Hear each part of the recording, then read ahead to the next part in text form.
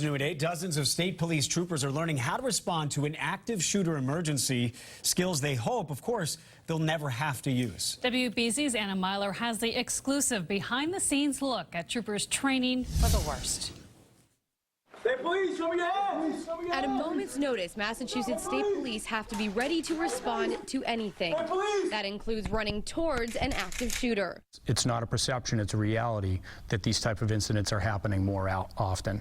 And unfortunately, we're seeing larger and larger victim counts, which is awful. Trooper Sean Berry is a trainer for the Special Tactical Operations Team, which responds to the most dangerous situations across the state. Stop team has grown over the years. We have a very high call volume in addition to training. We got an exclusive behind-the-scenes look at how the Stop team is training state police recruits to respond to an active shooter, training that is more critical now than ever before. The 3 largest active shooter events have happened in the last 5 years. Today, we're actually bringing them out into an environment that they could potentially respond to, a large building. And unfortunately, we've seen it a lot in schools and hospitals and in workplaces. The recruits navigate through stairwells and rooms. There's a lot of what we call threat areas, so the bad guy can be anywhere. The recruits are using simunition pistols, which are similar to the weapons they use in the field, making the training as realistic as possible. Very realistic.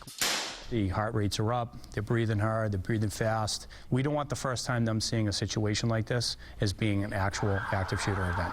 We want to imprint them with the best training and tactics possible. Whether a plastic pellet like this or a real bullet, the recruits are taught to push forward after they're hit. And we want them to fight through it, deal with the threat, and then be able to treat themselves. With each tragic event, police tweak their training methods and security measures.